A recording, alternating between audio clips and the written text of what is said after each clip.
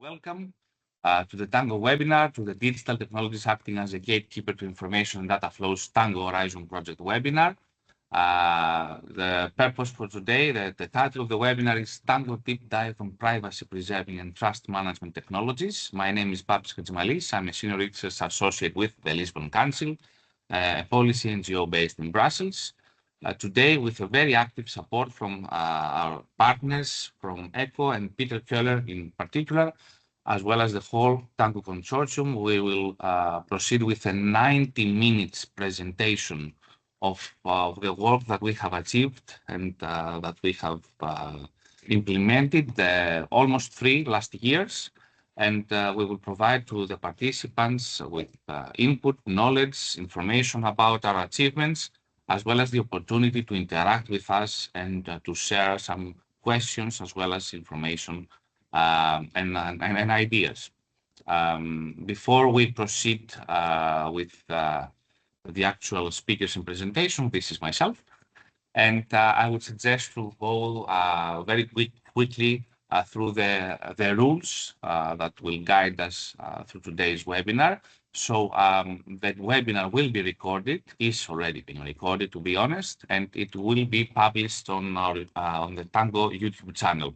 The purpose for this is in order to share this information to additional stakeholders, to additional users, additional visitors, and be able to follow the approach and the narrative that we have been following all this time as a TANGO consortium and as a TANGO project to provide open knowledge, to share our achievements in a very open way, supporting the rules of open science and of communication dissemination that it is appropriate for any single Horizon project. We would kindly ask all participants to remain muted during the duration of the webinar, and in case, so that we can protect the speakers and we can secure a proper flow of the presentations and of the information that it is to be shared. And in case you have any questions, which we would really like you to have, please do share them using the chat function that you have in your control panel. The idea is that for the questions provided as the speakers are presenting, thus for each individual speaker, for each individual subject or work package, we will be able to provide you with some answers after each speaker concludes. But please do keep in mind that the last slot of our webinar will be dedicated to a Q&A session. So we have also secured 15 to 20 minutes at the end of this webinar to proceed with a very active discussion between speakers and participants, of course. So for now, please do use the chat function.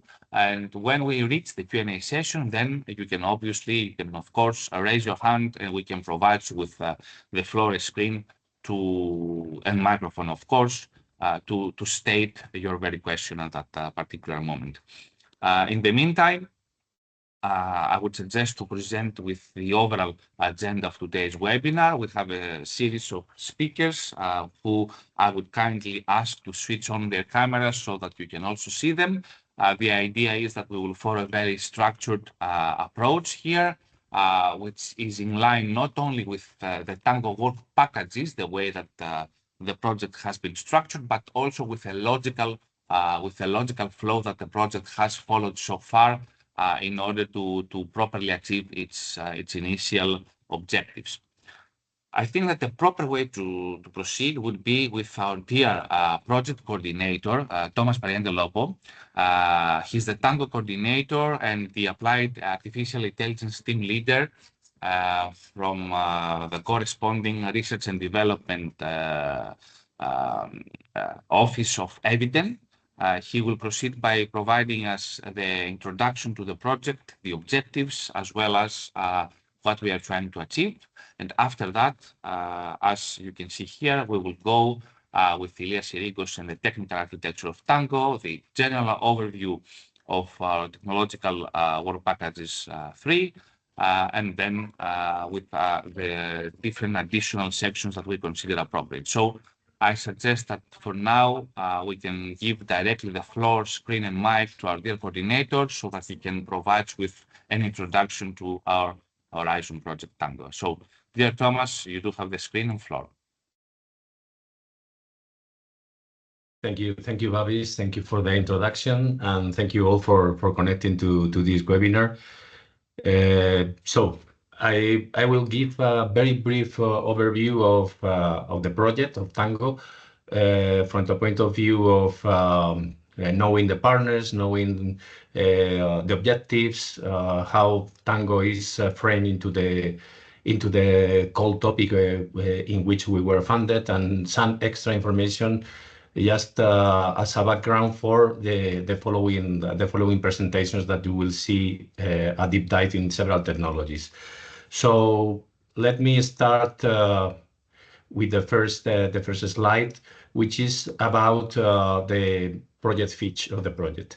So as you can see, Tango is a quite big project because we have almost 40 partners, 37 partners. We had several partners in the past that, in this kind of project, sometimes some partners have to leave or they have to come. So this is the current view. In the past, we used to have 38 partners. Now we are 37. We belong to this topic of the Commission, the topic Horizon Data 0101. And it's quite a huge project. You can see the distribution of partners across Europe and the list of partners on the right-hand side. I'm not going to enter into the details of the partners because it's too much, but I encourage you to go to the Tango project website in order to see the partners that we have in the consortium at this point. So, as I mentioned before, we were funded under this specific call. In this call, the important thing was to try to have trustworthy digital technologies in order to help data spaces to reach these capabilities of being trusted by the users, but also taking into account these responsible and fair and environmentally friendly aspects that are key also to this specific call. So you can see which are the main aspects that tackled by the call. And based on that, we decided to go for this project, which main objectives, as you can see here, is basically design and develop this framework, this platform that has to deal with data management, data sharing in a responsible and fair way. Also doing this energy efficiency aspects behind the scene, and some technologies that you will see later on into the different presentations. So basically, we mapped our project to the core objectives. So on the one hand, we have the central element here is the delivery of a fair and responsible and energy efficient data sharing platform. This platform is composed of a set of components enabling trust and management mechanisms, as well as secure, trusted, and auditable data management and sharing and data sharing environment. So in particular, we provided a way to unlock somehow the value of the data being shared in the platform by delivering some artificial intelligent aspects, as you will see later. And it's also validated in 6 interesting pilots. You can see here that we have 6 pilots. In fact, we have 7 because the smart manufacturing one is divided into 2. So just for you to know the sectors where we are active, we have the banking sector, we have the public administration sector, in the retail sector as well, automotive for this autonomous vehicle sector, and smart manufacturing. We have 2 cases, one in a specific factory and one for 3D printing, and we have also active in the tourism sector, which is called smart hospitality. This is a brief overview of what we do in the project in terms of technologies and sectors. But of course, we are not alone here. So from a technical perspective, we are basing our work in the current state of the art on data spaces, especially in Europe. In particular, we are trying to follow this IDS approach and also the Gaia X principles. and the latest recommendation from different organizations such as the Data Space Business Alliance and the Data Space Support Center. To this extent, after careful study, you will see later this, we selected the fireware data space connector as kind of baseline for data sharing and extended it with our technical offerings, as you will see later.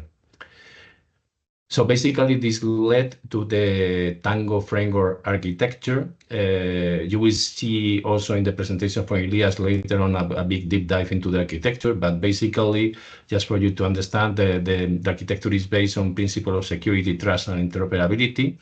With the compliance with data spaces initiatives that as I mentioned before, and also complemented by these technical offerings that you will see in action afterwards. Basically, we try to enhance privacy and trust over the data spaces. So the architecture is highly modular. We have services that are deployed using Docker containers over Kubernetes. So it's quite straightforward, the way of deploying things. And users will be able to tailor which specific technologies to deploy. So you don't need to deploy everything for a specific pilot, but in particular, the technologies that you feel that are necessary. As I mentioned, this is done over Kubernetes. And the important thing is that we have this concept of a Tango connector, which in reality of services is a kind of secure way for users and organizations in order to access to the Tango offerings as services in the Kubernetes clusters. Of course, all this requires security, privacy, and trust, which is the important thing that we are trying to achieve in Tango. This is the list. I don't go into the details here because you will see more of them in action of technologies, of the technical offerings that we are trying to offer to the data space community. So we divided this into 3 building blocks that in reality in the project are depicted as different work packages, 3, 4, and 5. In particular, in this presentation, in this set of presentations in this webinar, we are tackling mostly the first 2 building blocks, which are around privacy and trust, while the third building block, which is about AI offerings, is not going to be part of this particular webinar. Besides going to the details of these 2 building blocks, we are going to deep dive into specific components that we feel that are interesting for the audience, without entering into details in all of them because it will be impossible in 1 hour and a half. But the other components are also quite interesting, so I encourage you to go through our deliverables and articles and etc., because the overall platform is quite interesting from different points of view. So just to conclude with my presentation and to somehow give you a kind of overview of the type of processes or flows that we are trying to implement in the project, and you will see some of them in action afterwards. I just picked 4 different data flows or different processes just for you to understand more or less what we are trying to do. So the first one is the onboarding process. So when you hear about onboarding, we are trying to express the process in which we get the credentials in order to access to the Tango platform.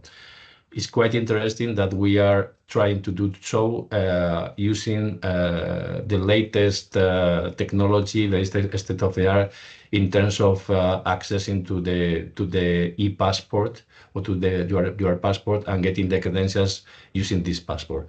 So basically what we do is to involve several of the components. You can see the list of components at the top, and the user logs in with the passport, get the credential, and request the credentials for the Tango platform. Once you get there, you have the possibility of connecting to Tango. And this is the second workflow, which is the login process. So once you have the credentials, you can be authenticated using the platform. You will see this in particular in the following presentations. You get the authentication and verification of the credentials, the validation, and at the end you get a token in order to connect with the different services. We have a portal as well that is able to do this kind of thing, either via web or via mobile for the different purposes. Another process is, for instance, the one for data providers when they want to encrypt data.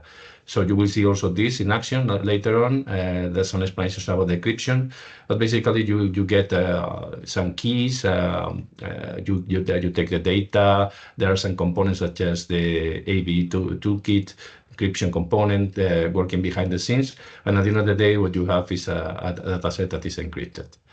Another typical data flow is a user that would like to get access to a specific data set that can be encrypted or not. So once the users have login using the upper workflow, they can access with this token to the platform and request some data. This is authenticated. The resource is accessed via some specific APIs. Also somehow prepared for the specific use cases, but also tackled by the components in order to be able to access to the data. The data can be, as I mentioned, decrypted in case the data was previously encrypted, and then served to the user, for instance, via the portal or via an API. So these are typical processes that you will see some of them in action afterwards. So without more delay, I think this is the time for the following speaker. So Babis, maybe you want to take over from now.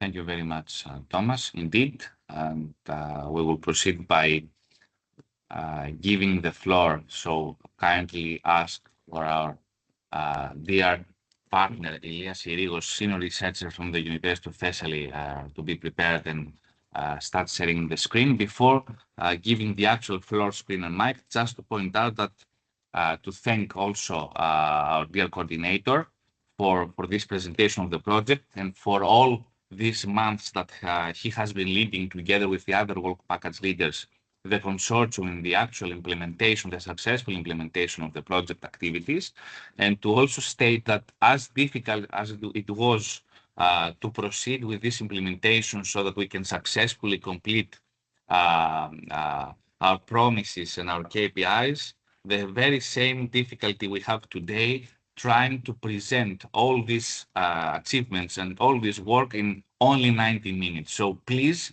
do not consider this webinar as the only source of information. Visit our website, read our deliverable reports. Please do access and visit what we have been very proudly working all these months, and feel free to come back to all of us in order to request additional information. Floor back to Elias Irigos, University of Thessaly. Please feel free to present us with the Tango reference architecture. Thank you. And thank you, Thomas, as well. Thank you so much, Babis. So I guess you can see my screen. Yes, we can. My name is Elias Irigos. I'm a senior research engineer in the University of Thessaly, located in Volos, in Greece. And in this slot, I will present you a brief overview of the Tango reference architecture. So here's the outline of my presentation, in which I will provide an overview of the architecture, some considerations regarding the data space connector we are using, and finally an instantiation of the architecture in a relevant use case from a pilot in the project. So I will now begin with the overview of the architecture that we have been very carefully designing, considering several key factors. First, of course, were the project's technical objectives for delivering a decentralized, trustworthy, and secure data sharing framework. Second, it was the need for integration of the various technological offerings and components we are delivering in the project, considering their interfaces, their interdependencies, and of course their deployment requirements. We also need to consider the requirements from the use cases and the pilots that evaluate our delivered solutions. And finally, we need to align with widely adopted partners. So this is a three-layered architecture that incorporates trust, management, and user layers in order to ensure a secure and seamless data exchange within the whole Tango ecosystem. So in the trust layer, we support functionalities that are related to authentication, to authorization, and encryption. While in the management layer, we support the fine-grained orchestration and configuration of both platforms and individual components. Finally, in the user layer, we offer several AI and analytics tools for which the users, the data consumers, are able to leverage. So the whole architecture follows a microservices approach, with every module that is developed being containerized, and it also supports the distributed deployment of these containerized microservices across multiple environments and different physical locations.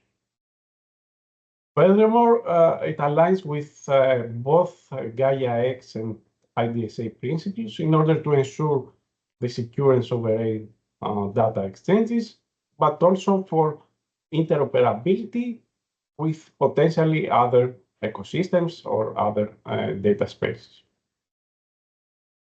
So in overall, we of course build on the principle of data space initiatives, but we are not in fact actually focused on building a complete data space. And we rather adopt the concept of the connector, and this is what we extend by providing extra privacy, security, and also all the AI tools and data analytics that are offered to data consumers. So the architecture is modular, meaning that it enables a detailed configuration of components and also on-demand activation of these components using cloud-native approaches based on Kubernetes, and also configuration using Blueprint YAML files. All this in order to support both the use case pilots of the project, but also any other future potential use case. We also incorporate front-end applications and user interfaces in order to provide the users with a transparent way of interacting with the whole platform, and everything remain hidden from their eyes, whatever it is going through under the hood. So the technical components of Tango are distributed across three different locations. First, we have components deployed in an organization's infrastructure, which organization plays the role of the data or data service provider, and where we deploy a Tango connector. From there, whenever data access requires authentication, authorization, usage, or access control, is accessed through this Tango connector. Secondly, we have components that are deployed on an end user's device, which could be a smartphone or perhaps a personal workstation that supports containerized deployment, in order to provide onboarding applications, authentication, and encryption applications. Moreover, we also have in the end users machines various front ends of the user interfaces, and also some mobile applications we develop in the project. And last, components are deployed on a centralized infrastructure on the trust anchor of this ecosystem, where we have the so-called management connector, where mainly management services reside, such as the deployment orchestration that handles deployment of connectors and modules on the premises of the different organizations, the App Store that stores the containerized images of the modules we are developing, and the Blueprint repository that stores the configurations files for each of the use cases. Now, central to this architecture is the data space connector, which we have decided to use an existing open source implementation rather than building one from scratch, so as we are able to leverage the already developed and already tested components, ensure compliance with the existing approaches of IDSA and Gaia-X, and mainly focus our efforts on developing our own solutions that are that has been then integrated with the connector. So we have explored several open source implementations of connectors, such as the data space connector, which was originally developed by Fraunhofer, the Eclipse data space components, and the Fireware data space connector. So in order to select one of them, we consider the following criteria, which were the alignment with the architecture that we have designed, the support for decentralized identities and SSI in general, to have a very large and very active community, and also we consider the level of complexity for both configuring and deploying this connector. So based on all these criteria, we opted to go with the Fireware data space connector. This connector implements the DSBA technical convergence recommendations that aim to converge IDSA, Gaia-X, BDVA, and Fireware into a common technical approach regarding data space. This connector is built upon authentication that's based on distributed identities and OpenID Connect protocols, and also on authorization that is based on attribute-based access control following the architecture of PDP. So we have adopted this Fireware data space connector, but we have implemented our own solution for both SSI and PDP authorization, as well as we have integrated all the other technology offerings and technology solutions we developed in TANGO with this connector. So the connector involves consists of several individual components, such as, for example, the portal, that is the interface for the user to interact, the verifier that provides authentication capabilities, and several other modules that are related to SSI. A gateway API that acts as the policy execution point, a policy decision point, an authorization registry that stores the data providers' usage policies for the data, and finally, a linked data backend that stores the actual data that is being offered by the provider. So next, I will provide an example use case from a project's pilot in order to showcase how this architecture works.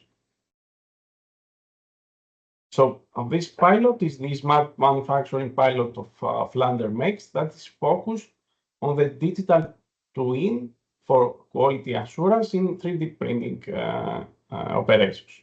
So it involves different stakeholders that are both internal to the organization, such as its own employees, as well as stakeholders that are external, which are the customers of Flander Makes. There are several aspects here that are being involved, such as data sharing of proprietary data files, which are the design files of the objects that need to be printed. AI model training using large data quantities and also proprietary data, and data analysis of the printing result and the measurements that are being generated during printing for the technical experts of the company and also for the customers. So below is a diagram that shows a typical flow from the left to the right, where we have every customer of Flanders Make providing a proprietary CAD design file of its own object and uploads them in a shared repository with this design being encrypted. Then the technical expert downloads the encrypted designs and combines them into a single job file, which uploads to the printer to start the printing process. So during printing, there are a lot of measurements that are being generated, and these measurements are used for both AI training and data analysis for the customers and the technical experts. So during this flow, there are many interactions with the Tango components that are required. As there is a lot of data access, this means that there's a need for onboarding, for authentication, authorization, and encryption, but it's also a requirement for efficient data analysis and also AI training. So in order to instantiate the architecture for this specific pilot, we need to deploy a specific setup where we deploy a connector at the organization's premises at Flanders Make, which is responsible for issuing verifiable credentials for its own employees, onboarding the employees, authenticating both employees and customers, authorizing through PEP and PDP data access, encrypting and decrypting data, and also providing the data analytics and AI tools.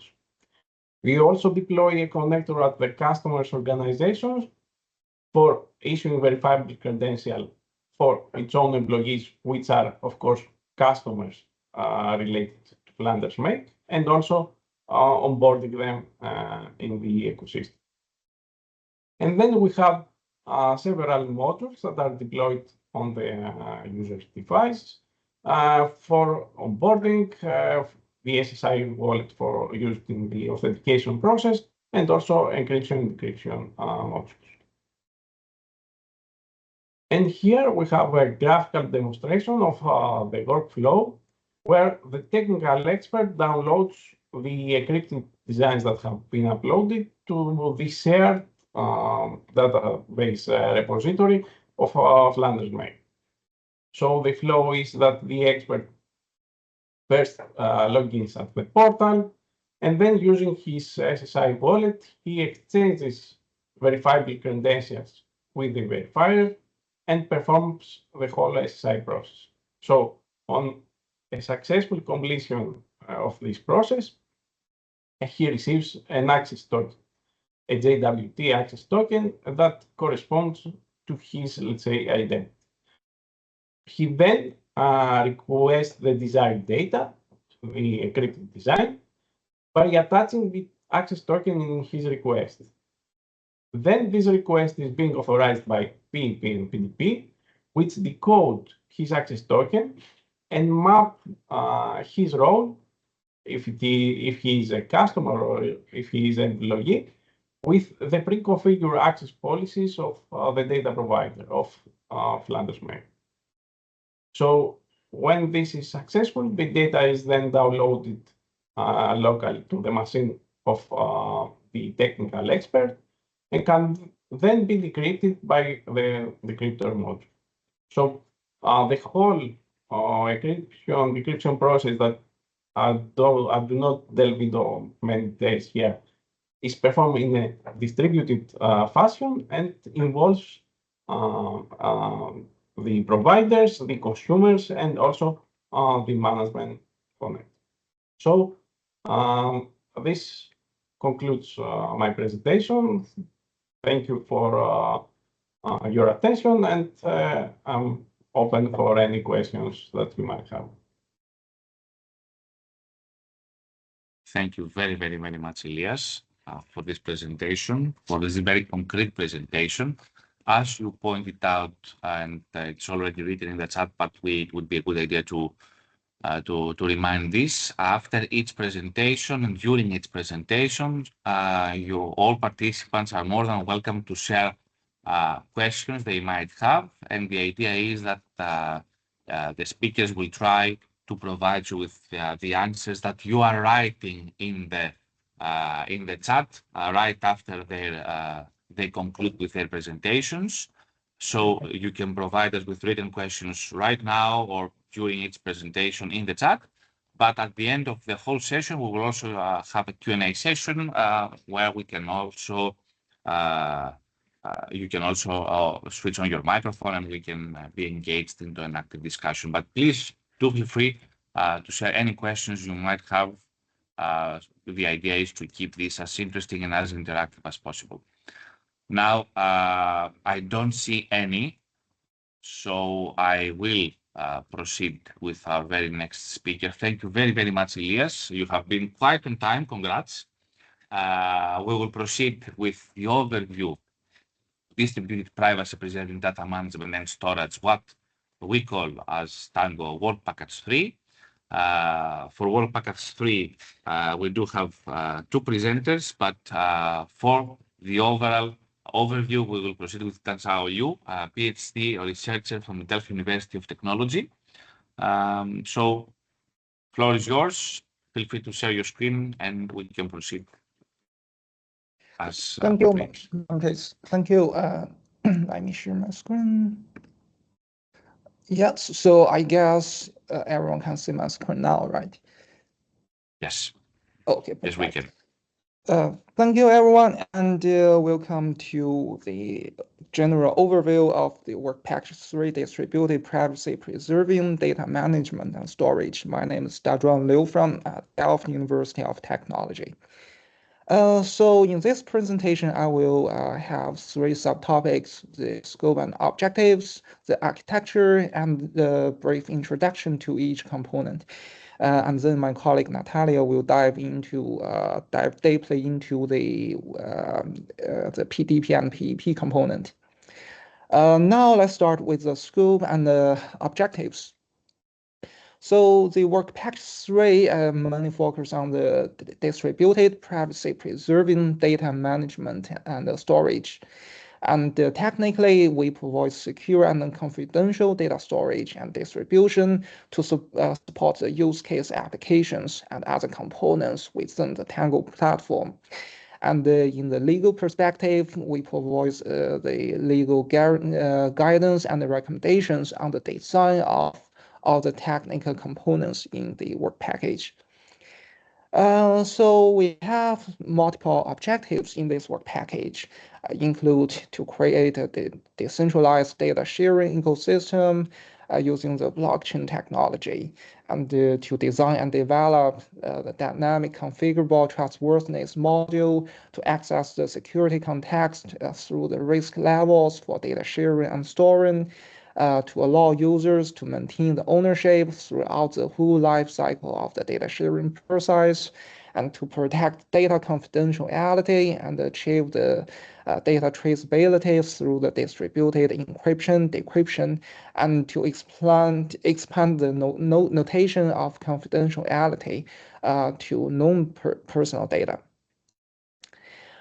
So far we have 5 tasks in the Work Package 3 and 7 pilots which we support the real-world demands from the companies all across the Europe, and we are using more than 30 open source softwares and also the tools with independent intellectual property rights from the TANGO partners.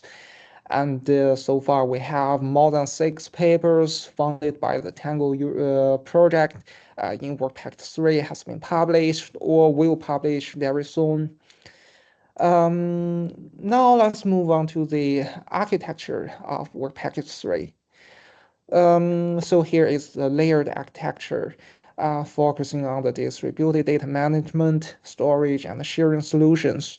So the solutions interconnect tools to ensure the secure and untampered data handling across sectors like public administration, smart hospitality, autonomous vehicles, smart manufacturing, banking, retail, a lot of scenarios. And we divided all the components into 2 layers, the policy layer and the software layer. On the software layer, we have task 3.1, which is the energy efficient blockchain-based data storage and sharing, which ensures the traceability and integrity and GDPR compliant data ownership. And we have the task 3.2, the trustworthy data sharing mechanism for the secured reuse in diverse applications. And the task 3.3, the confidentiality and privacy by design, including the distributed data tokenization for the access control, and the task 3.4, the self-encryption decryption with multi-factor recovery mechanism to enhance the security of data storage. And also in the policy layer, we have the e-privacy mechanism, protocols, and the process which aligned with the European Union legal framework and provide the guidance for privacy-preserving software design. And meanwhile, the recommendation from the task 3.5 ensures all the technologies developed under the Work Package 3 adhere to the security and the privacy-preserving standards and enabling the compliant data storage and sharing. For the last part, I will give a little bit details about each component. First is the Work Package 3.1, the blockchain-based data storage and sharing, which focus on the design and development of a novel energy-efficient blockchain mechanism that will act as a basis for distributed procedures for data management, sharing, and storage. And the platform will based on the FADI solution, a secure and trustworthy blockchain data sharing platform that currently focuses on exchanging know-your customer data among financial institutes to prevent fraud, and will be extended to more scenarios.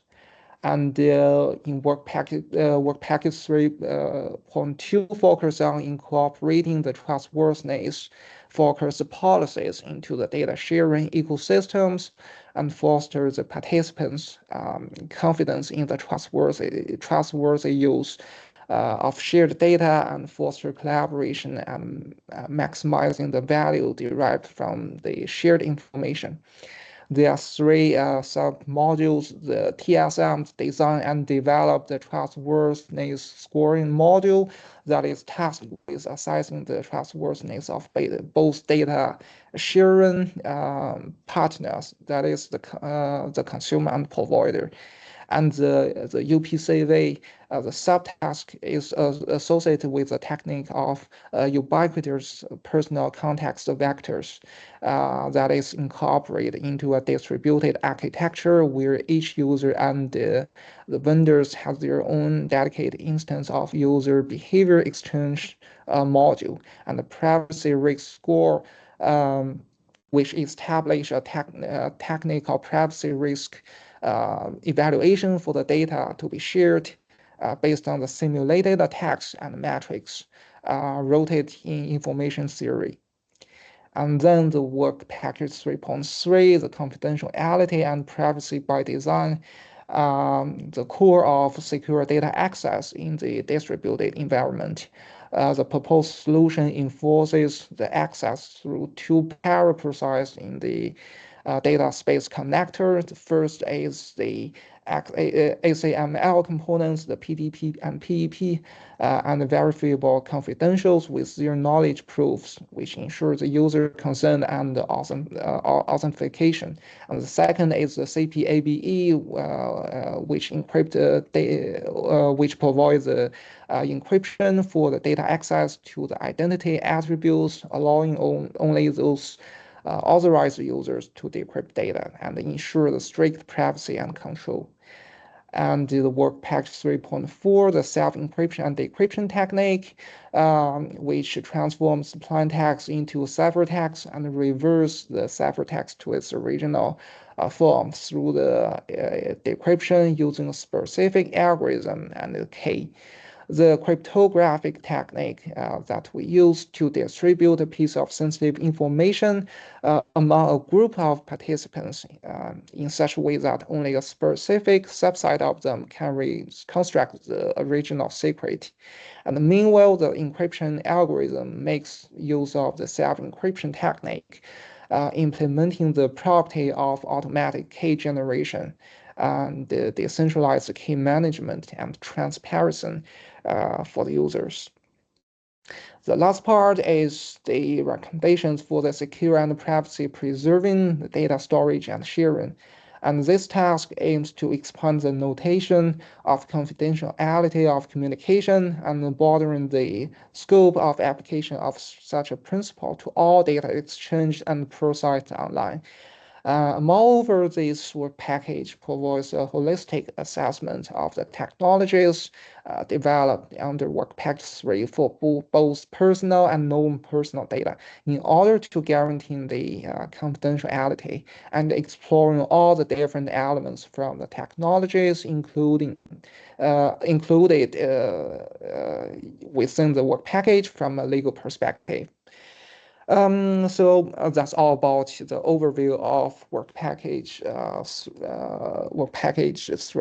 Now I will give the presentation to my colleague Natalia for the details about the PDP and PEP. Thank you. Thank you, Dashwang, very much for this presentation and also for being on time. Very correctly, as pointed out, the floor, screen, and mic goes to Natalia Bolgonos Garcia from the University of Murcia to proceed with a deep dive trustworthy data sharing and the policy enforcement points and all these crucial parts of work package 3. So I will not spend any moment. Natalia, you have the screen and floor. Thank you very, very much. Thank you so much. I will share my screen.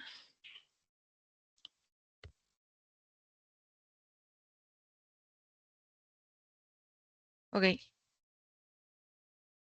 Hi all, I'm Natalia from the University of Murcia, and I will make a technical overview about the policy enforcement point and policy decision point.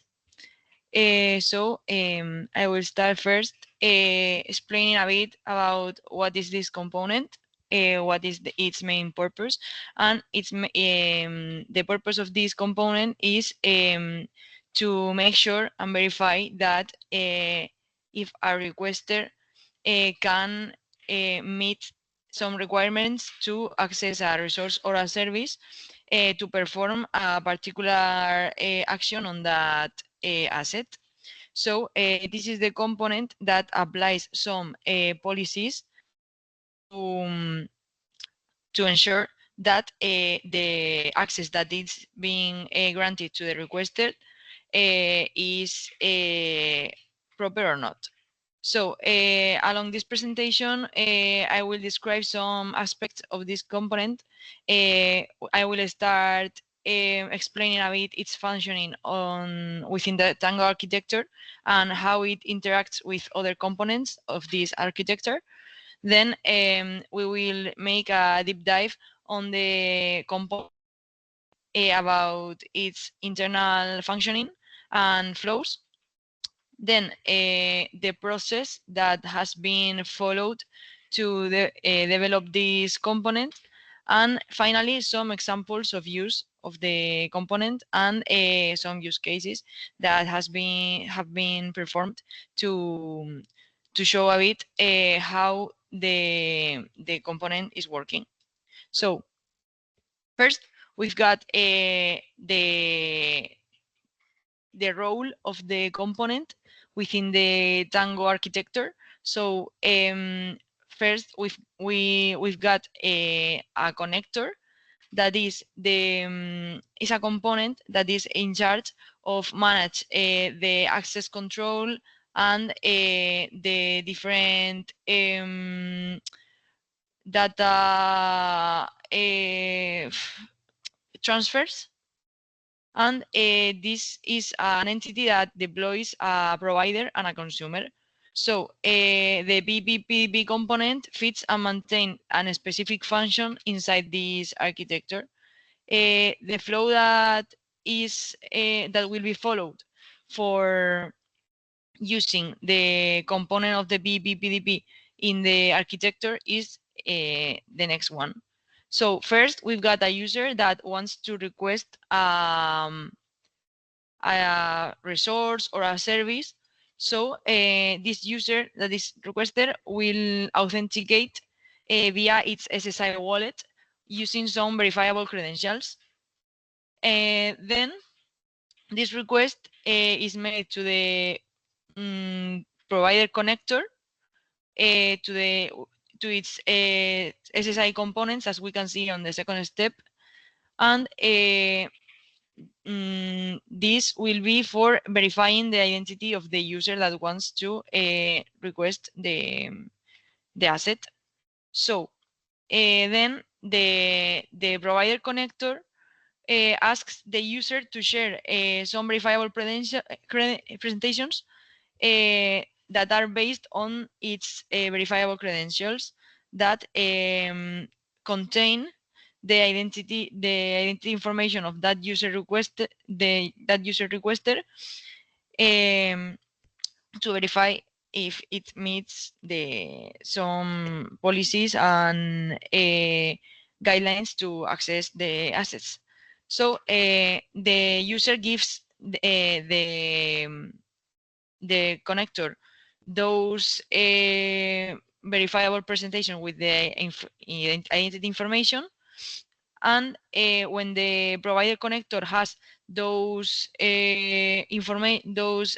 credentials and presentations with the information, will verify that the participant is suitable for performing the action, for getting the permission. So it verifies in the Tango infrastructure the verifiable presentations within the participant lists and trusted user lists of the infrastructure, and if everything seems to be right, when the identity is validated, the provider sends an access token to the consumer to let him access and make sure that the information of the identity is correct. So the consumer receives this access token that will remain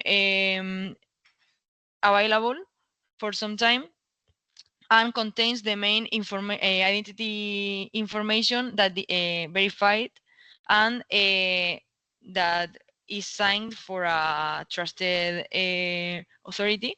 So that is for ensuring that that information of the identity is actually correct and verified. So when the consumer has this access token, now is the time where the BBPDB comes into the scene. So we've got that the consumer has a client application that sends a request to the BB, that is the policy enforcement point, and it receives the identity information that is in the access token that has been issued. So the BB forwards it to the PDP, then the decision will be made, because the PDP is the policy decision point, is where the main decision is made. And when the decision is made, the PDP will forward another request to the PDP to claim that the user that requested the access has been the access to the resource has been granted.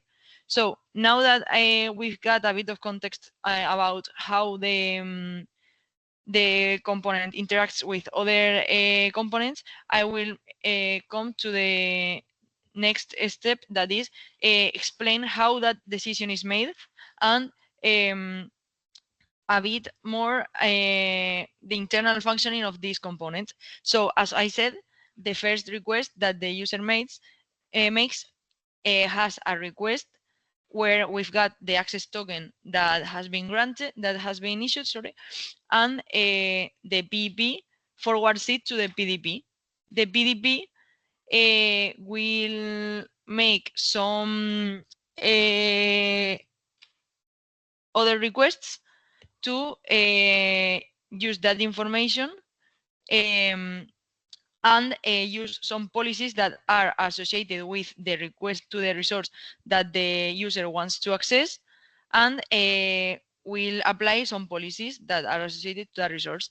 If the access token that is on the request of the user contains information that matches the policies that regulate that resource, the PDP will make a decision, will say, okay, this user can access to perform an action in that resource, and will issue a capability token. Then the capability token will be forwarded to the PDP, and the PDP will forward it to the user. That capability token actually what does is to say that that user has access to make that action in that resource during a period of time. So in the lifetime of that capability token, the user can access to make that action in that resource. So the user used that capability token to perform the action. The PDP verifies that that capability token is not expired and is signed correctly. And when the PDP verifies all of this, then there's a request to the external service that contains the resource or the service that the user wants to consume. So in the context of Tango, the different pilots has made its own APIs. So the PDP just performs an HTTP request to the proper API. So when the data is retrieved correctly, then the user can consume those data, and that process will be repeated as long as the capability token is not expired. Now that we have seen the a diagram, we will check another time the flow to explain a bit how the PDP makes the decision, not only with the policies, but with some other information as well. So as I said, the requester sends the access token, the PDP forwards it to the PDP, and then the PDP, what does to perform that decision is first verify the access token with the information of the requester, and verifies that access token has been signed correctly, that it hasn't been changed or something like that. So when the access token is verified, then the PDP takes the policies that regulate the resource or the service that the requester wants to access. So it retrieves the policies and makes a matching process with the information of the identity. Then when the policies have been correctly checked, so there are some some information additional that the PDP can use to perform the decision process that will be retrieved from the PIP, that is the policy point. So, for example, in the context of Tango, we've got the trustworthiness score, the behavioral score, and that will be some information if it's present, because it's not in all use cases, but if it's present, will support the decision of the PDP, so it can use it to perform a more valuable decision. So when the requirements and the policies has been complied, then as we said, the PDP issues the capability token. Then the capability token is returned to the requester, and this requester will use it to perform the action in the resource as long as the capability token is correct and not expired, and is finally good, well checked. So the process of the development of this component has been in the language of Java and using a Spring Boot application to be created, because as the PDP is a component that needs to be available on a server to remain listening to requests. This has been the main design decisions to make the application. So it is currently deployed on a Kubernetes cluster, and is actually listening to the different requests that come from other components, for example. And finally, I will speak a bit about the examples of use of this component. So the case that we have been trying to prove the component has been that a user wants to access a resource that is on an API that is mainly for testing. So we've got some humidity sensor information, and we've got a policy that regulates the resource of humidity that says that only a user with a role sales manager can access to that resource. So the policy has this format where to make an action get on the resource, the role of the user has to be the sales manager. So I will make a demonstration of how this user meets the requirements and it doesn't, because one of the requests has the role sales manager and the other one not. So on the first place, we've got that there's a user that meets the requirement because the role of its access token matches with the one that is on the policy. So the matching process has been successfully performed, and the capability token is issued for that requester. So this is when the policy is complied successfully, and the capability token is verified successfully too, and the user can use it to access the humidity values of the resource as many times as he wants, as long as the capability token is not expired. So this is the case where the policies are complied correctly, and then there's another case where the user doesn't meet the requirements. So because it hasn't have the role sales managers, so the matching process of the policies fails, and it doesn't get the capability token, so he can't access to the resource. And I think that's all from my side. Thank you for listening. Thank you very, very much, Natalia, for this very good presentation. Thank you. We will continue again with our dear coordinator, providing us an overview on what we are calling Work Package 4. Thus, we start from distributed privacy preserving data. We went to the deep dive on the trustworthy data sharing, and now we'll go to the distributed trust management framework. Thus, the floor goes directly to our dear coordinator, Thomas Pariente-Lobo. And in the meantime, as said at the very beginning, please feel free to provide us with your questions in a written way using the chat. And do not forget to visit our project website where you can find additional information per work package, per activity, as well as for the overall project. Thomas, the floor is yours. Thank you very, very much. Thank you, Babis, and hello again, everyone. So in this case, I'm going to present the overview of Work Package 4, which is Distributed Trust Management Framework, and I'm doing it on behalf of our colleagues from VTT that cannot make it today. So basically, I showed this slide before, but now we are focusing on the middle building block, which is equivalent to Work Package 4. So those are the technologies that are mostly dealing with trustworthiness on data operations.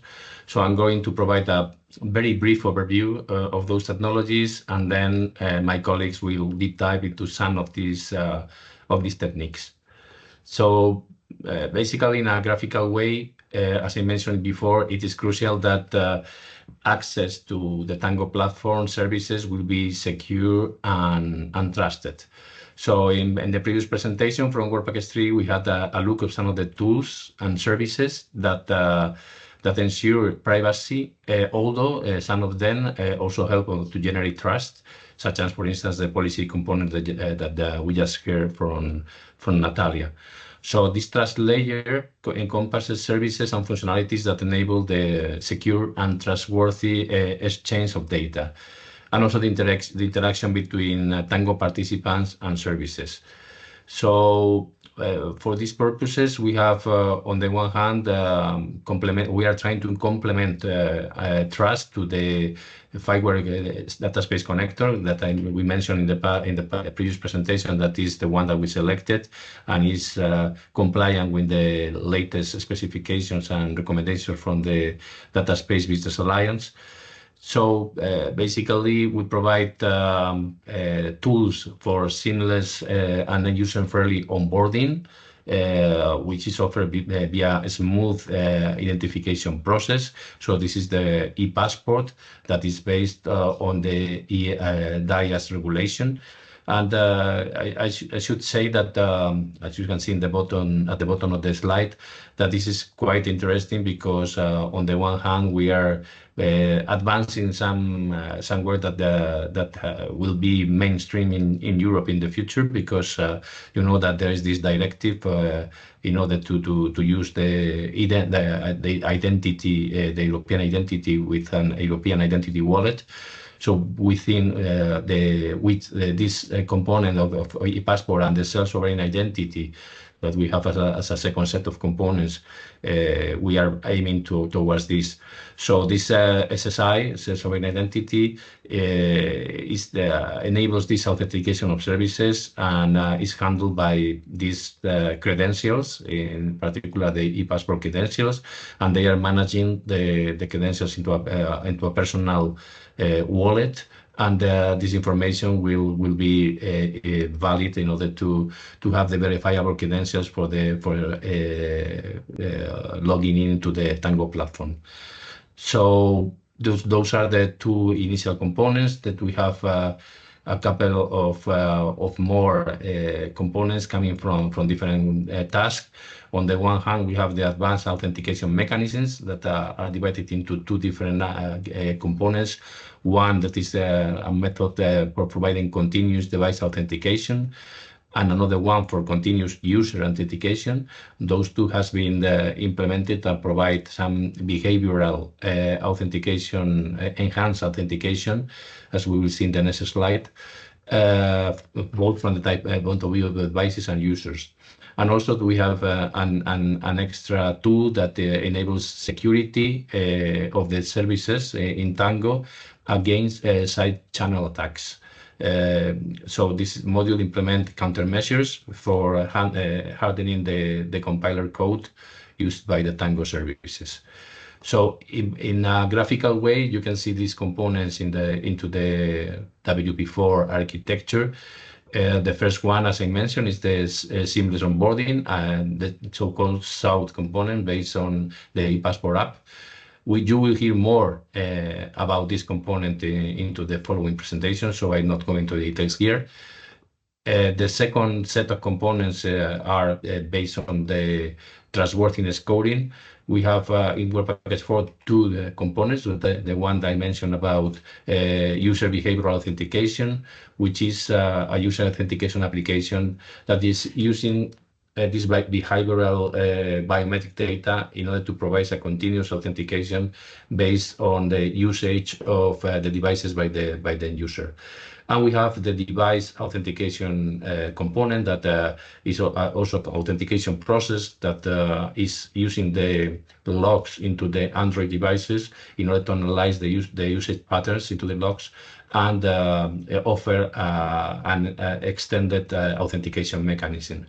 It's important to understand that also there is some machine learning behind the scenes in order to identify these patterns and to act in consequence based on this authentication. Also, I mentioned that we have ties with other components that are dealing with authentication in other work packages. We already mentioned in Work Package 3 three of these components, the TCN, the UPCSB, and the PRS. And there are a couple of other components that are dealing with trustworthiness and privacy in Work Package 5, which are PECT and PAT components. Then we have this SSI toolkit. Again, I'm not going to the details because this is going to be explained in detail in a later presentation. But as you can see here, there's a couple of implementation and of an SSI agent and SSI wallet. And last but not least, we have this component that I mentioned before about side channel attack hardening, the HASC component. This component, I mentioned that is based on developing countermeasure. This is a state-of-the-art component that is trying to side channel attacks. If you don't know these side channel attacks, basically what are these attacks that try to exploit physical leakage on the devices, on the hardware. Instead of attacking directly, for instance, the algorithms, but they are trying to go somehow on a side way in order to understand the data that is being handled and then exploit this in order to attack. So we are providing some countermeasures in this. So as you can see, the red, the components that are marked in red on the right-hand side, those are the ones that we are going to deep dive today. For the other components, as I mentioned before, you can find more information in our website and in the public deliverables. So, without any more delay, I would like to hand over to my colleague Stefanos, who is going to deep dive on that. So, Babis, perhaps you can take over from here. In reality, let's give the floor directly to Stefanos. Thank you very much, Thomas. Now, just to remind to everyone, if you have any questions per each speaker, per work package, please feel free to provide them in written, and we will also keep the Q&A at the very end. Stefanos, you have the floor right away. Thank you, Babis. You can share my screen. Yes, thank you. Yes, we can. Hello, everyone. I'm Stefanos Panagiotou. I work as a machine learning engineer at Quadbull.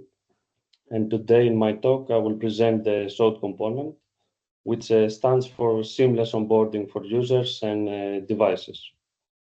So I will start with a brief introduction on what Seamless Onboarding brings to the TANGO ecosystem. Then I will outline the technical feature of this component. And then I will close the presentation with a hands-on display on how SOUT is used in reality. So let's begin with the current landscape of the identity verification space and the challenges it presents. We are witnessing a continuous rise in digital fraud, a trend that has been accelerated dramatically during and after the COVID-19 pandemic, as we know. Moreover, traditional identity checks that often involve physical documents remain vulnerable to forgery and human error. On the digital front, most identity systems are fragmented, they are expensive, or they lack sufficient security that makes them unreliable at scale. And on top of that, users often feel excluded from this process. They don't have complete visibility, control, or ownership over their own identity data. And meanwhile, the organizations face increasing pressure, not just from fraud, but from their growing operational burden and the cost to maintain secure identity systems. So for these challenges, we have exactly designed SOAD to be solved. So to give an outline of the aspects of SOAD, it's one of the first open source solutions to offer strong identity verification that is aligned with a high level of assurance under the eIDAS regulation. It stands for Electronic Identification, Authentication and Trust Services. So this solution enables remote and secure onboarding using something that nearly every user already has, a valid identity document, such as a passport or eID. And most importantly, it does not require a human verifier in this loop. So SOAD converts the physical identity data into verifiable credentials using the SSI, self-sovereign identity. And this means that users can now have a secure and digital proof of the identity that they can actually control. And I should note that from the ground up, the system is privacy preserving and secure. The identity data is processed locally on the user's device. And this means that nothing is stored or sent elsewhere. So only the final verification result is shared. And at last, the SOAD connects with national or organizational registries to cross-check and validate the identity. So this ensures trust at every step of the process. So from a technical perspective now, SOAD is implemented as an Android application. So it is designed for usability and security on mobile devices. This app is capable of collecting and securely processing the key personal information of the users. So this includes the face image and identity details that are contained in the user's passport or electronic ID. And once this data is collected, SOAD integrates with the SSI systems. So it can accept a credential offer, verify the user's identity locally, and then it can transmit the verified data to the SSI issuer. And at last, the issuer generates a secure, reusable, verifiable credential. So another aspect of SOAD from the technical side, SOAD incorporates optical character recognition to be able to retrieve and convert into a digital form the identity data that are available on the identity document. The NFC chip reading enables the retrieval of the identity information, including the facial image of the identity owner that is stored on the NFC chip, which is available on most passports nowadays. Moreover, the blurriness detection mechanism enables the detection and discarding of potentially blurry images. And when the user is taking the selfie image to prove that they are the owner of this identity document that is suggested to the app. And furthermore, the liveness detection part prevents malicious user to try to utilize an identity document that obviously does not belong to them during this process. So malicious users can present an image, a video, or a mask at the camera when the user is about to take the required selfie that we will show in the next part. And this mechanism detects these actions. And at last, the face matching component performs this verification among the facial images that are retrieved from the camera of the smartphone from the NFC chip of the passport and from the image of the identity document. So, since I have covered the introduction and the technical outline of the component, at this part, I can present the actual user experience when interacting with SOAD. Before that, there are some requirements before using SOAD for the identity verification. These are just some simple steps from the user side. First of all, the user needs a passport or a national ID that includes the NFC chip, and these are now standard in most countries. As a second step, the user needs an Android smartphone that has NFC capability. So the NFC reader can scan the chip embedded in the document. This is similar to how the contactless payments work nowadays. And the third requirement is obviously to install the e-passport app, so we can start the onboarding flow. At this step, the user launches the e-passport app, and as a next step, he clicks on the Get Credential Offer button. So the SSI wallet should open automatically. Then the user has to accept in the next screen of the wallet, the Accept Credential Offer, and then a button that displays Authenticate with e-passport application will appear. The user will click on this button, and he will be forwarded back to the e-passport application. So as a next step, when the user is forwarded back in the e-passport application, he has to click the onboard identity document and run through the steps where he gives his consent to use the app. So first of all, he reads through the description of the app. He clicks next, and then he reads through the description of what data is collected from the app.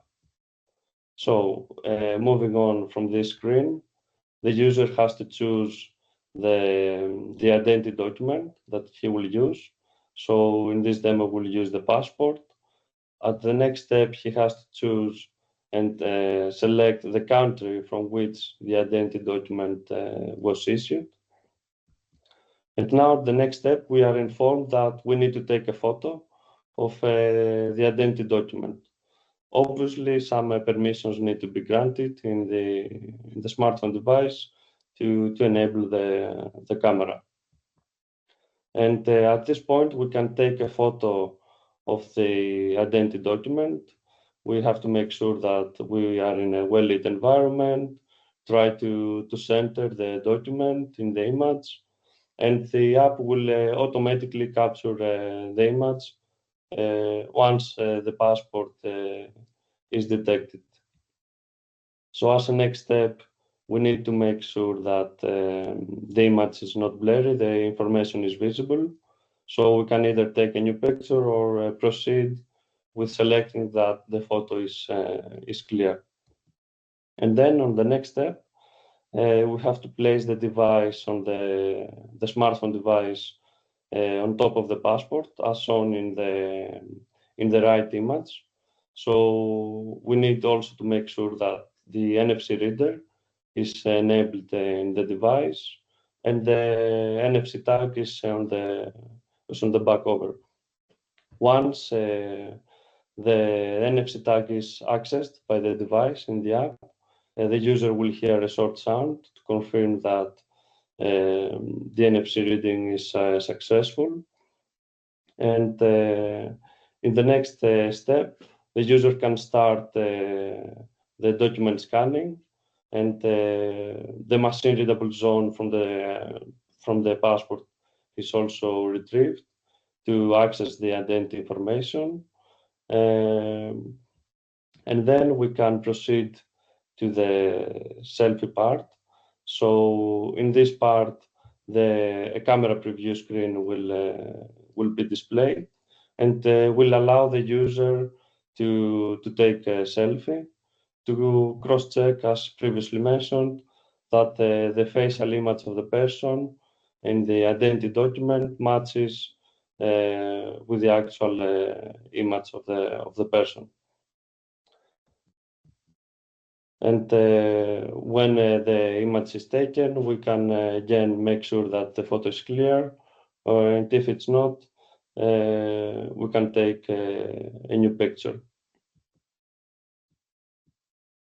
And if all these steps are performed successfully, the app performs validation of the information retrieved from the optical character recognition against information that was gathered through the NFC chip to finally verify the identity of the person.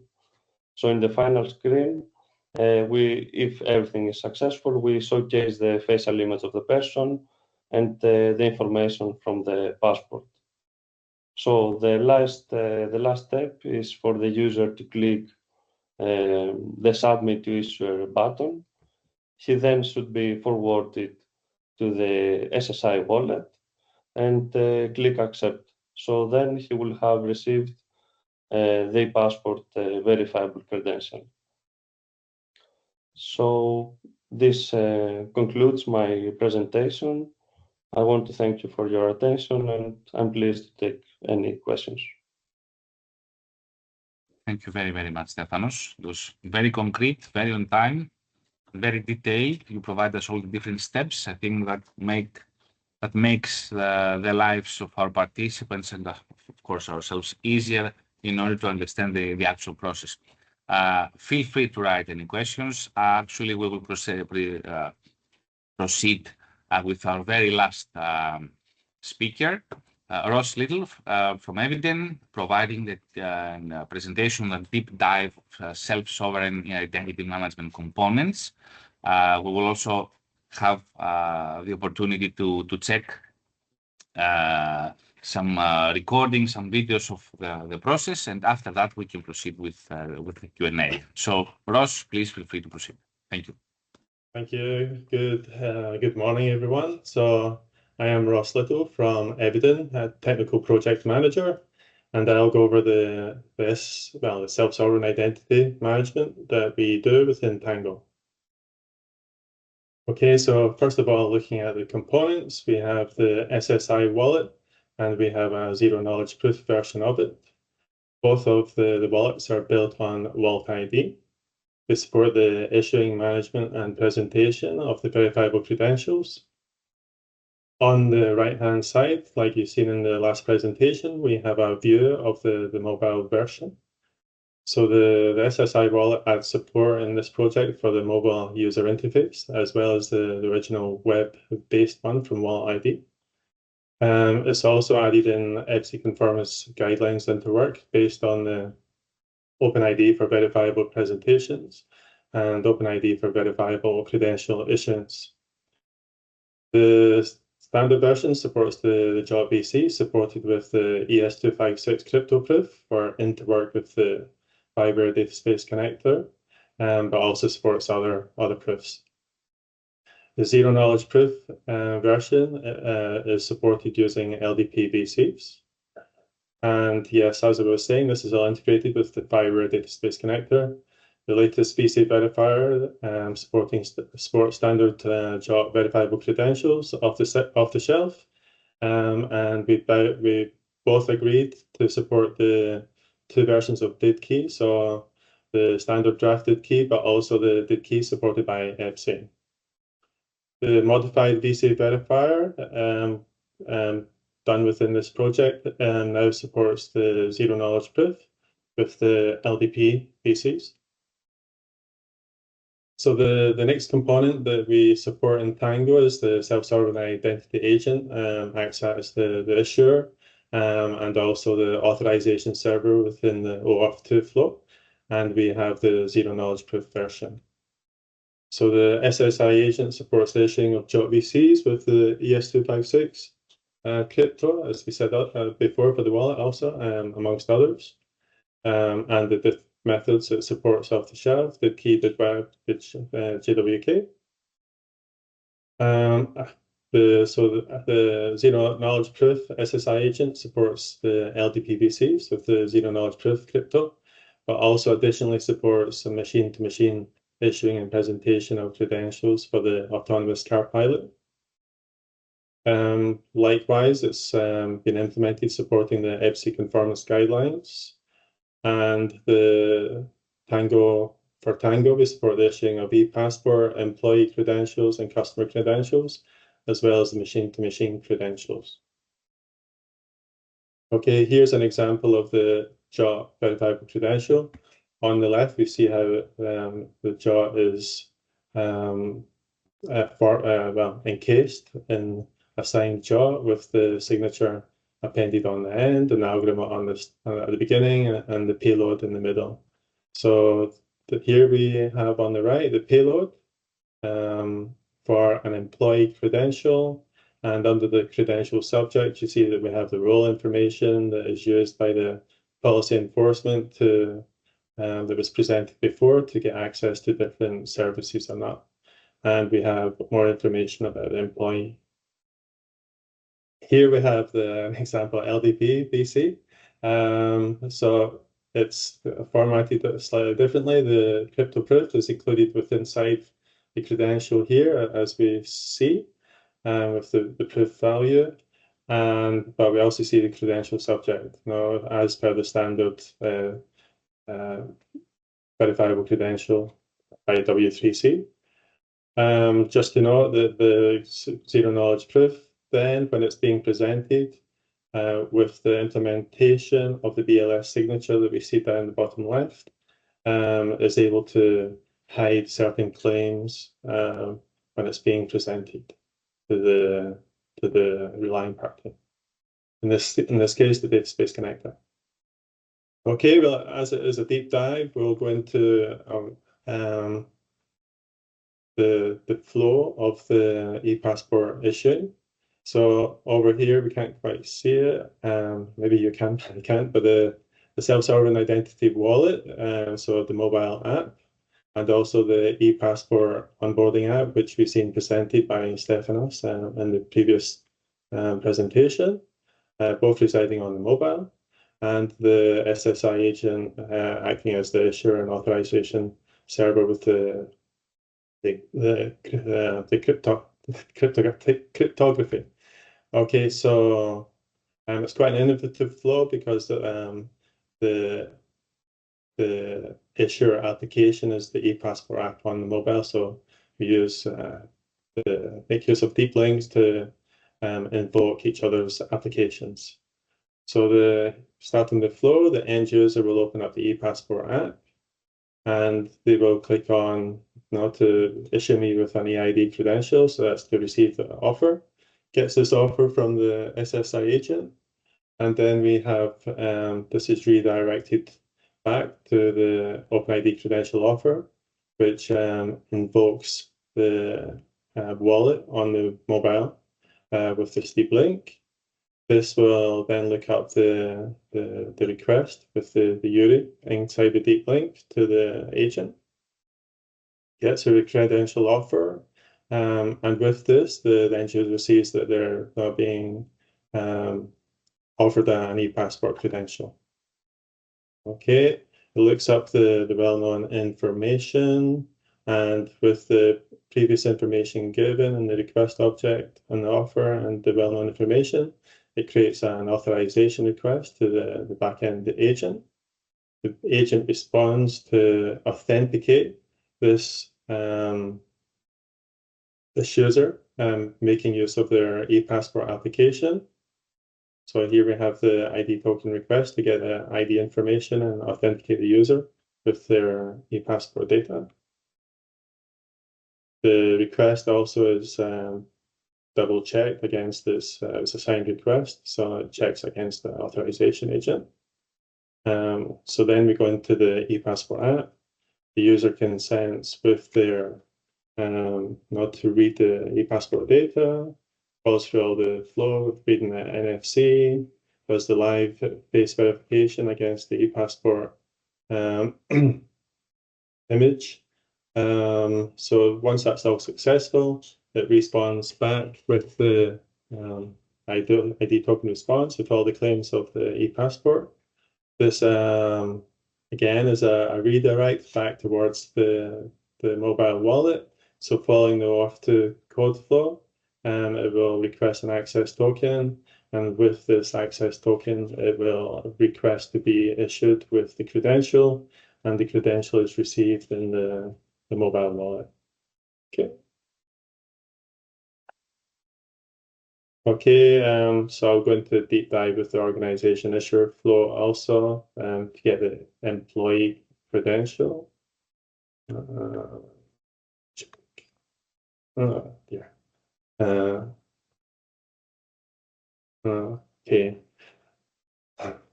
Technical issue here zooming in, so I'll just go over it quickly. So at the top again, the user will go to the passport. The user will go to the intranet of their organization, and they will click on a button to now be issued with an organization employee credential. There is presented a QR code in step 6.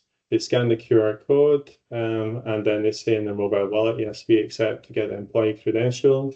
The SSI wallet again looks up the information for the agent there, so it gets the credential offer with the request query object, and this results in an authorization request again to get this credential. So the SSI agent sees that it's wanting an employee credential and will request for a verifiable presentation of the user's e-passport from the wallet. The wallet will present this in a direct post towards the agent following standard OpenID for verifiable presentations. And then the SSI agent, following the issuer flow, will get the user info from the back end of the organization based on their e-passport number. So within there, they have a database of all their employees against the e-passport ID or national IDs, and returns the claims.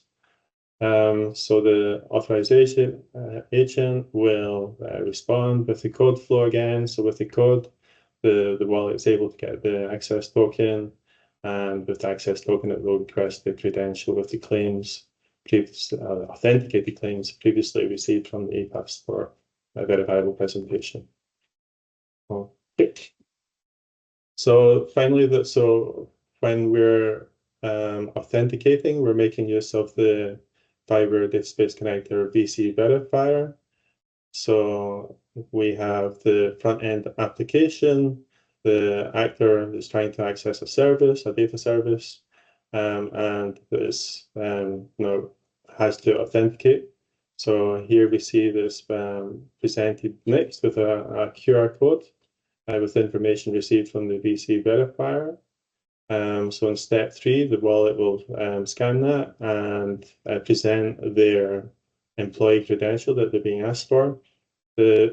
I skipped a step there. So the VC verifier will get that information from the credential config service in the back end there.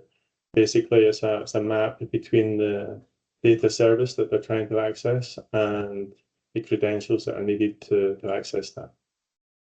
Okay, so once it's presented its credential, the VC verifier will check against the trusted issuers list, which is a list of the trusted issuers. So that the organization that issued that credential was there in the trusted issuer list, and additionally that it's able to issue those types of credentials.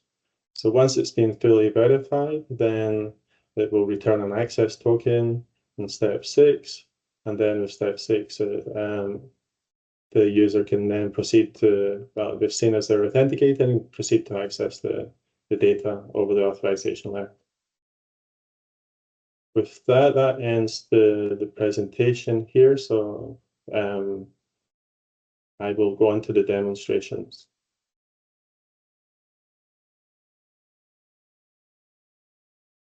Okay, so we're going to see 2 demonstrations, one with the issuing of the e-passport credential with the onboarding, now making use of the e-passport application and also the SSI wallet and the SSI agent hidden in the backend.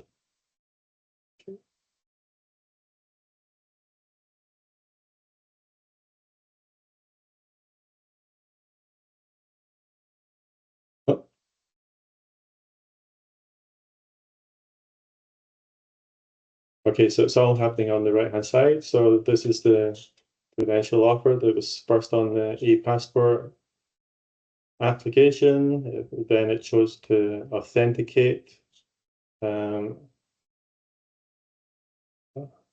with the e-passport application, selects the e-passport to be authenticated with. The user is from United Kingdom.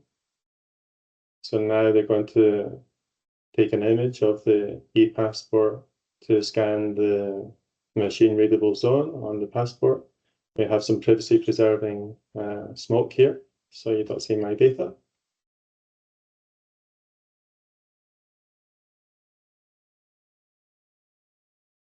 Okay, so now they're scanning the e-passport with the NFC.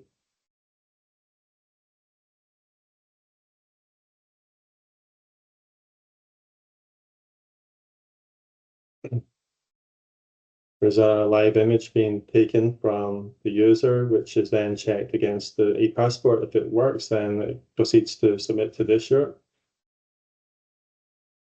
This is a redirect back to the wallet. And the user has now the e-passport. And here we see the credentials and the user information inside the wallet. Okay, perfect. Okay, I'll go on to the next one.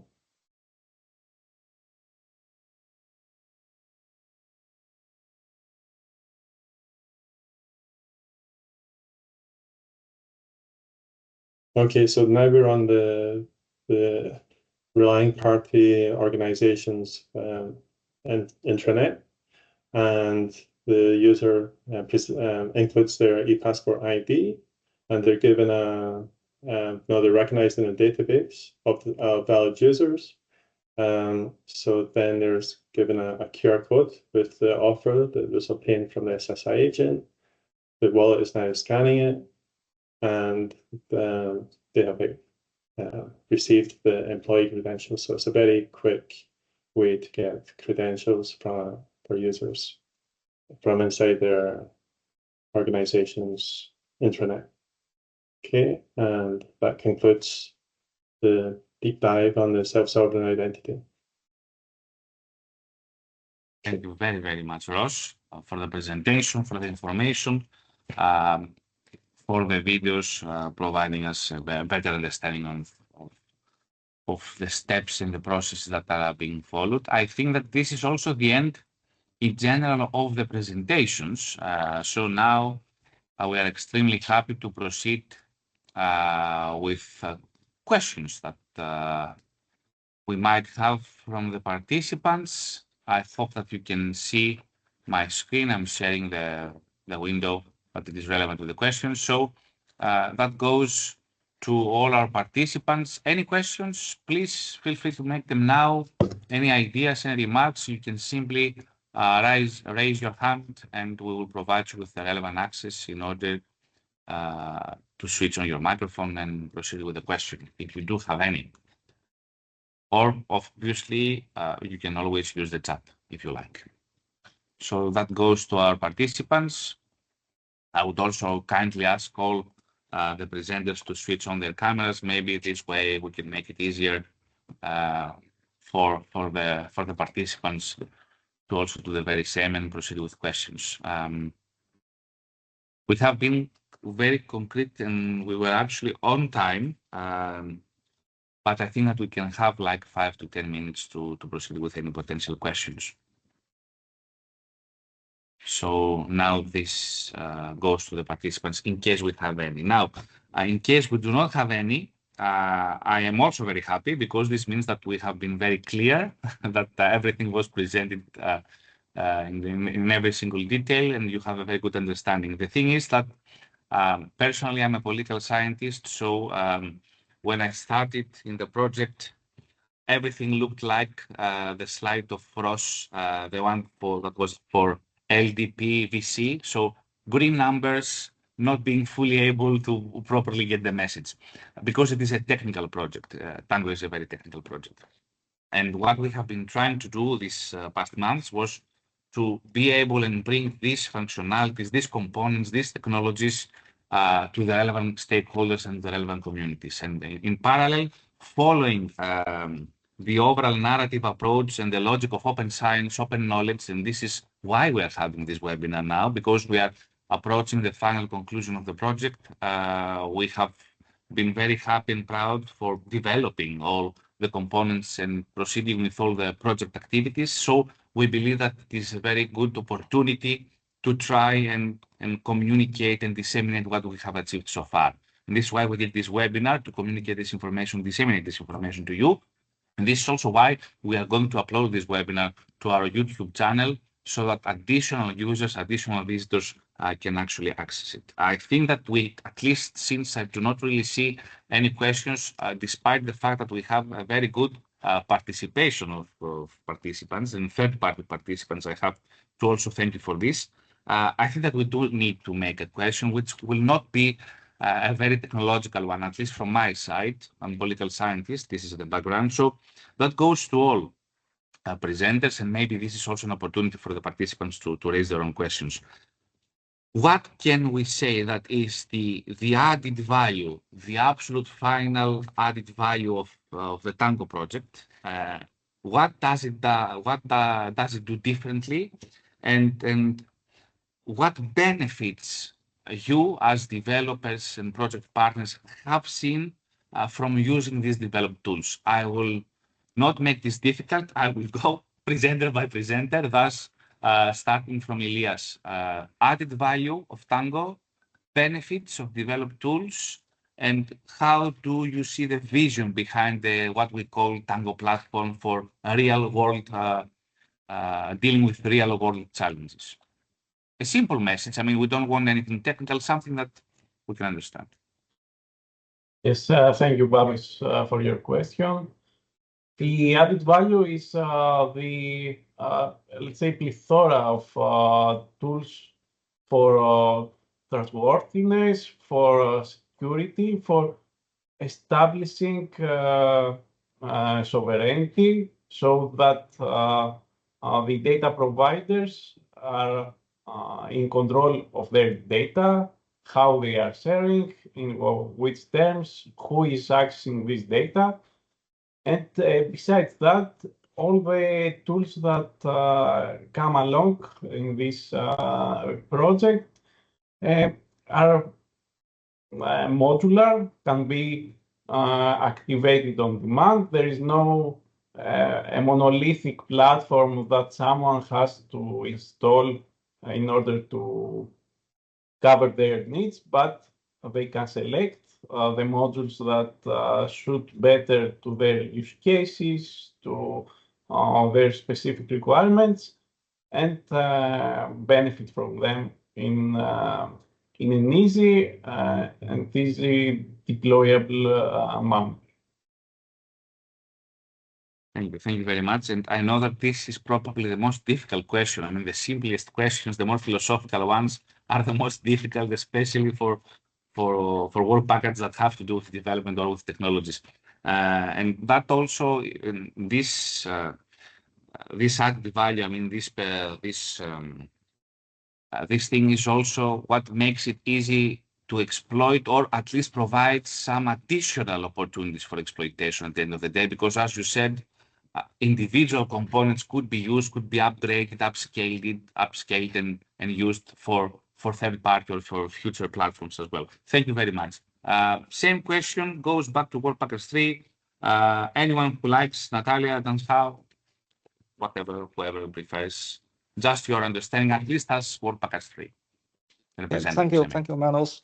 Probably I can try to answer this question. So I think the one of the most contribution for work package 3 is that we bring a lot of components, a lot of technical components together and result in the privacy preserving system.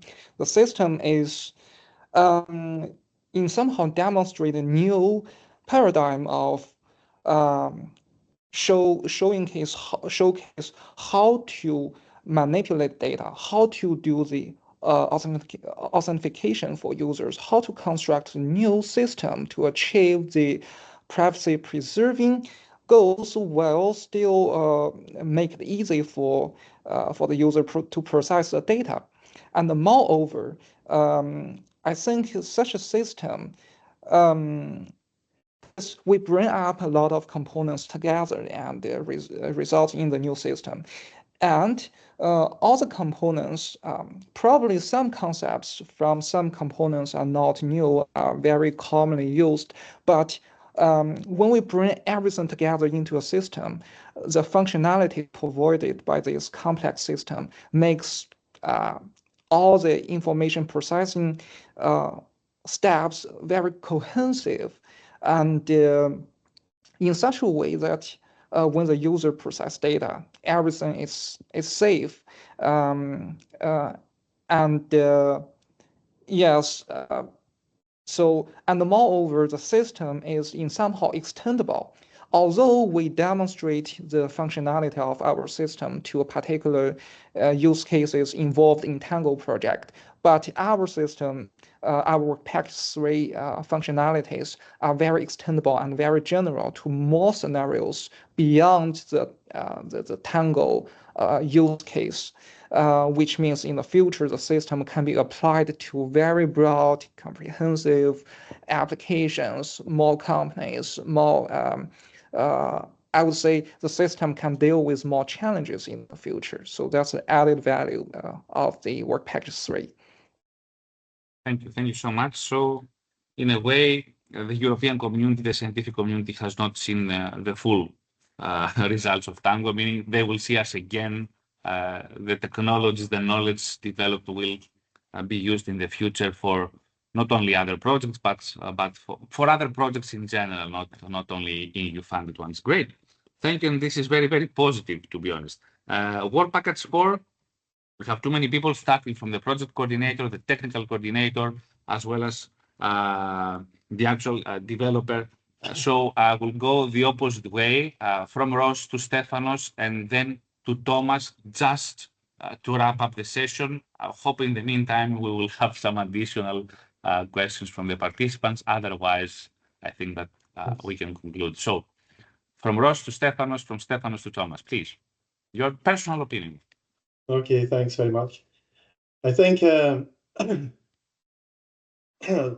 what we see here is not very powerful that organizations now have their sovereignty over their users in what we see is a data space.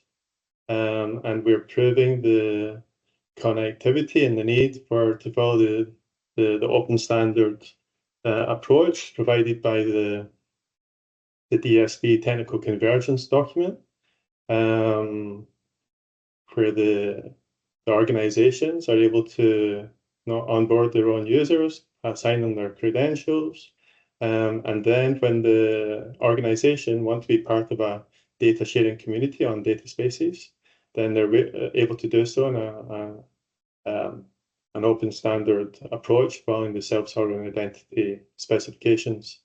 So ultimately, I think we've shown this to work. We've shown the pilot use cases, so real pilot use cases for persons to machine to access and share detailed 3D printing, and then for the organization's owners to retrieve that information and now start creating these 3D prints.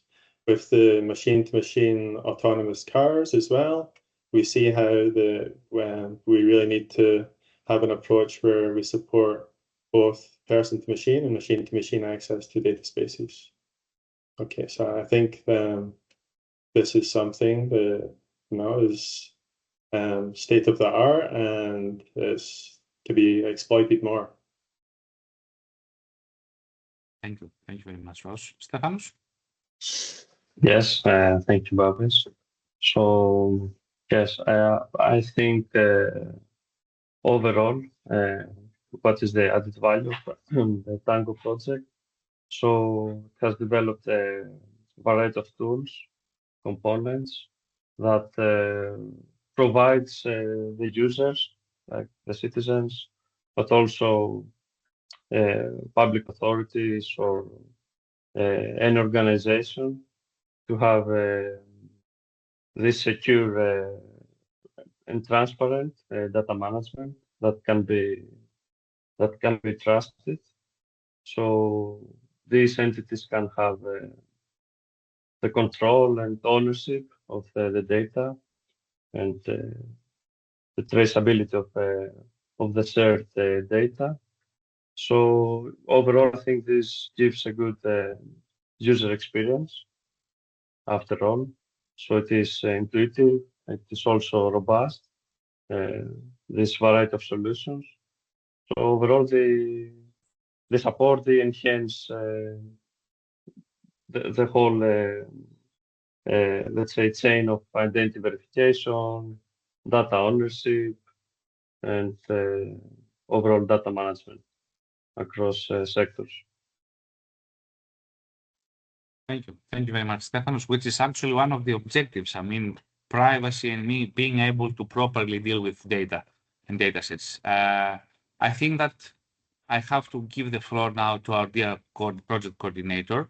And before doing that, I think that it would be the best way to conclude this by giving the floor to our coordinator. Thus, before doing so, my personal opinion, if I may, the consortium, in reality, from my point of view, the added value is the development and the cooperation of such unique, experienced partners bringing their expertise, developing a series of components and tools, and being able to deliver this project.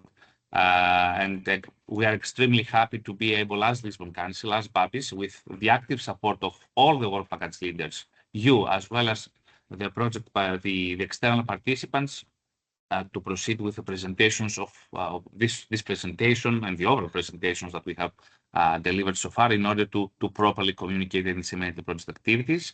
Thus, a great thank you to you, to all, to the participants, to the Lisbon Council team for supporting the event, and to the ECHO team and Peter Correll, who is actually here, for co-organizing it. And I think that now the last word has to go to our dear coordinator to answer to the question, but to also give us the concluding statements. So, dear Thomas.